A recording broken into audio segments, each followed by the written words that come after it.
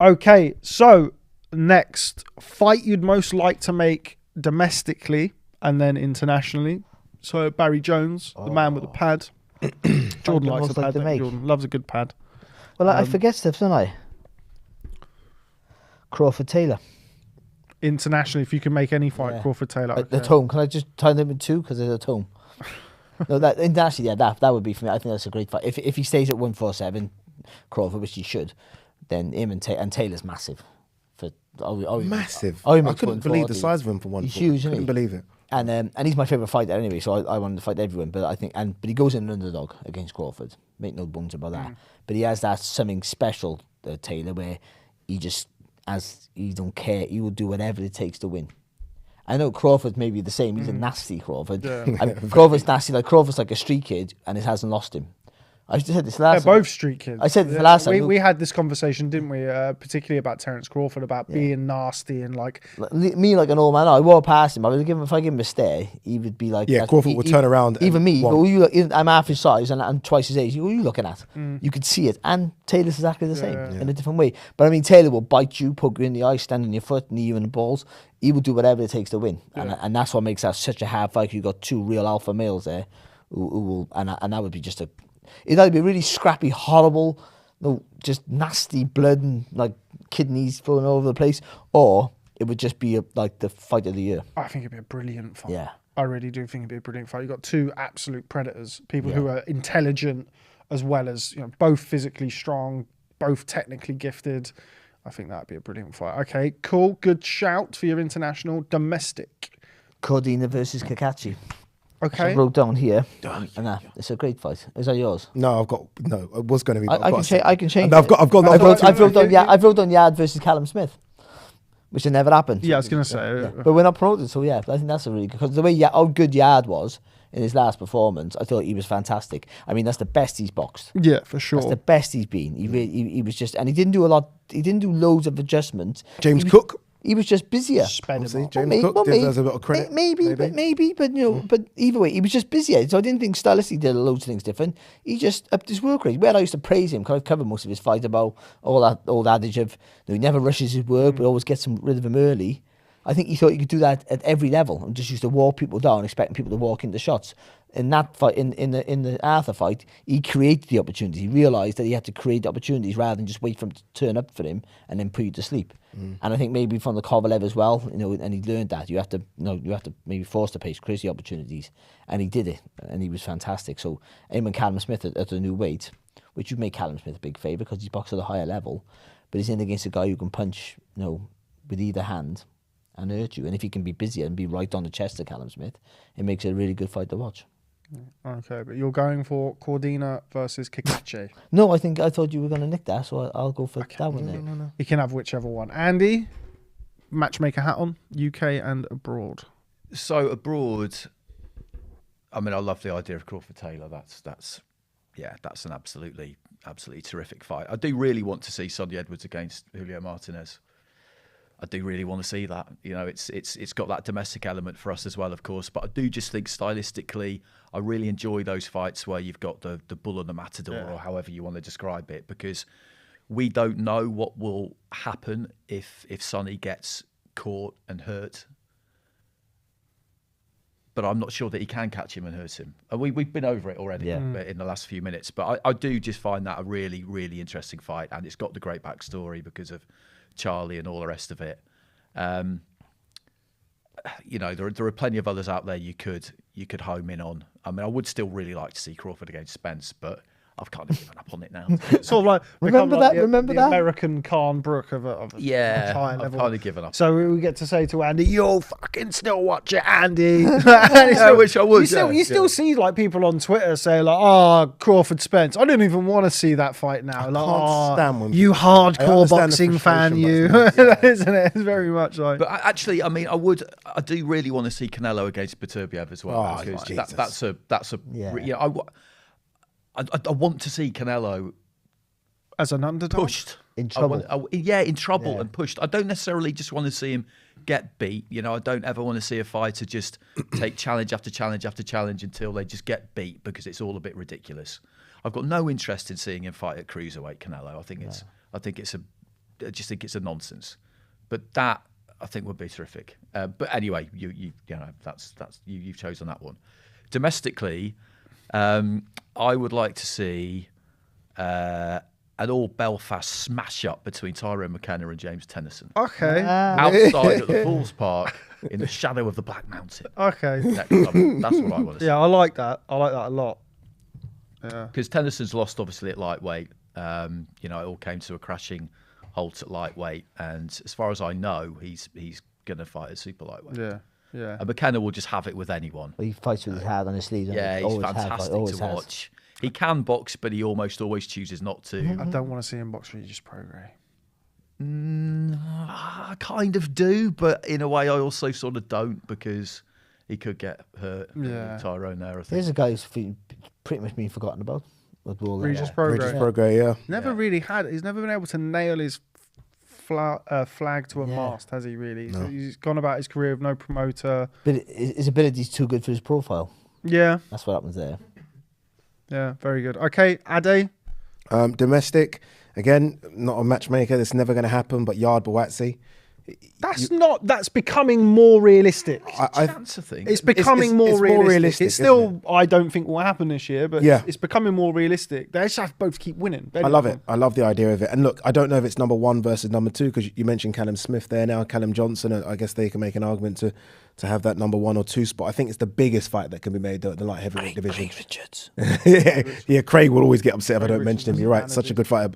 That's a good one to make. But I think Yard Bawatsi is fantastic. Yard coming off that really good win, Bawatsi beating Bolotniks. It would have been nice to see him take on Vlasov, because I thought Vlasov actually beat Joe Smith when they fought. So it'd be nice to see where Bawatsi was. Didn't happen. I think it's a fantastic fight. It's a fight that I think splits people right down the middle, because Yard did look really, really good against Lyndon Arthur. So that's my domestic fight. Internationally, you mentioned it, but I've got to mention it again. Canelo Beterbiev, I think, is just... Canelo's been able to walk everyone down and just smashed them, really. Callum Smith walked him down and smashed him. Billy Joe Saunders, we all saw what happened, and even Callum Plant towards the end. I don't think he walks Beterbiev down like that. I can't see how Beterbiev is on the back foot trying to outbox him. It's just going to be like that. And I just feel like, look, the only thing that beats Canelo for me right now is the weight jump, and Beterbiev is a massive 175-pounder. There's talks about Dimitri Bivol going down to 168. You couldn't cut Beterbiev's leg off to make 168. He's that big. And the idea of it just excites me. I really do. And he's vulnerable as well.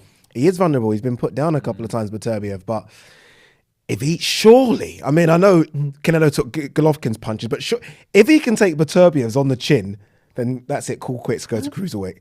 But I like the idea of that one. So that's going to be my international fight. Do you know what I've got to say about that fight? Because after the 2 Golovkin fights, anyone who's got a box Canelo would see, even if you could punch, you're going to go, if Golovkin can't dent it, what's the point? We got to move. But again, he won't think like that, Beterbiev. He will still think, He'll think I go run. There'll be no fear. This is no disrespect to Caleb Plant or Billy Joe was boxing well until what happened. But you almost sense that there was a fear with them guys. Box on the back foot. Beterbiev will look at you. You can't urge him. I'm so much bigger than you. Like Beterbiev's what, 6 foot, 6'1"? What's Canelo, 5'8"? He'll look at him and think, no way. No way. And he will go straight at him. And I think that's what I want to see. I think so that's Beterbiev's boxing ability is underrated as well. I think he's for me, like, I'm actually going to go for both of what you've picked there. Yard Bawatsi still does it for me. Still really does it for me. Yeah. Even when Yard lost to Lyndon Arthur, still wanted it. Yeah, it's going to be that fight while they're active. That still does something for me. Sold out 0-2, like Easy.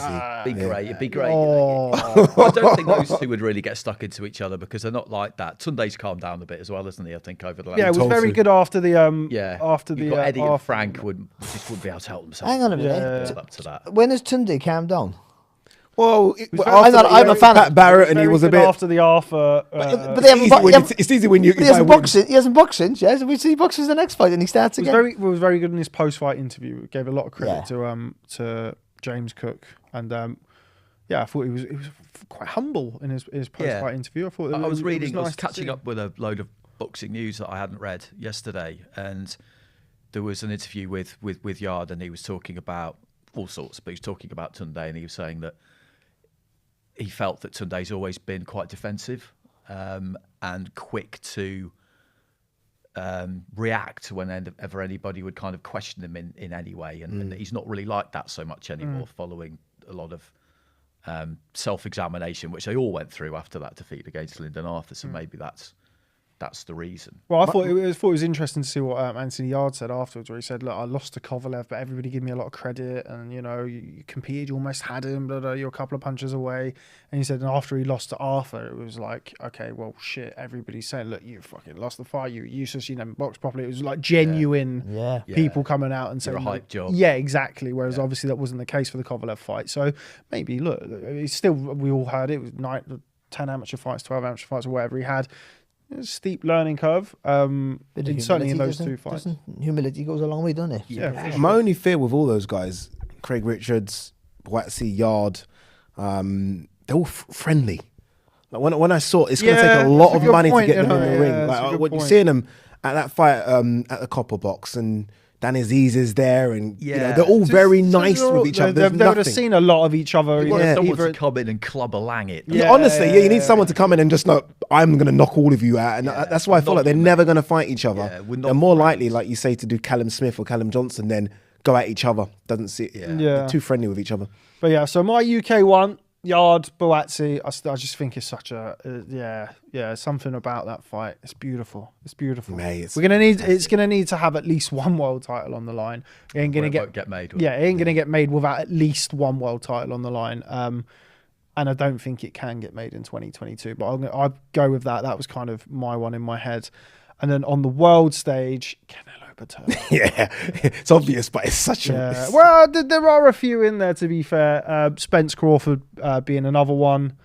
Kind of given up a little bit on the lightweights. Not giving up on them, but like trying to kind of predict who's doing what and where. Like the fight that I would really like to see at lightweight, we said this before Christmas. I wrote it down, Gervonta Davis versus Ryan Garcia. Yeah. There's something about that mix as well. That's just really nice. Yeah. Like the blend of characters, the blend of fighting styles. Oh, the characters and I think like you got De La Hoya and Mayweather there. Brilliant. Jeez. I mean, I do. Leonard be in the mix. They get Tyson Fury, Dillian White over the line.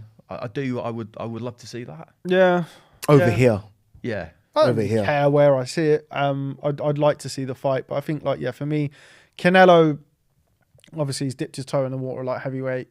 I don't think he looked great when he boxed Sergey Kovalev, and against a Sergey Kovalev that wasn't the Sergey Kovalev. It's sort of like the checkpoint, isn't it? It wasn't the Kovalev that boxed Nathan Cleverly. Like everybody goes back to that kind of immediate sticking point. But I would like to see Canelo at 175 against the top guy at 175, and I think he is unmistakably the top. Yeah, he's the man at 175 pounds. I don't think that will happen because Eddie Reynoso and Canelo were not born yesterday, and I think if he does go to 175, he'll try and go Bivol, Joe Smith, or there's no point then, because he's already been there and won a title. Yeah. But he wants to be undisputed. What do you think this... He wants to be undisputed, and if he wants to be undisputed, he ain't going to go and box Beterbiev first, because if he can get 2 fights in and maybe some sort of mandatory in between, Beterbiev is all of a sudden 40. And him, like, and still really want it. Money. Exactly. He's not had a big money fight. No, he hasn't. He knocked out Tavoris Cloud when he was 5-0 and scared the shit out of everybody. Yeah, everyone. And that was it. I remember Jean Pascal saying, "Oh, he's my friend from sparring. He didn't want that fight." Come into the ring and put his arm around him. Jean Pascal, with all of his bits and pieces in him, doesn't want to fight you. Yeah, probably the highest quality, lowest profile. Yeah. Remember watching Fight TV? That was brutal, by the way. Brutal. But yeah, I think like Beterbiev, you mentioned there about him being a big like heavyweight. It's an understatement. Like, he's massive. He had to strip down before he boxed Marcus Brown again and make the weight. So yeah, I would like to see Canelo versus Beterbiev, but I don't think we will see it.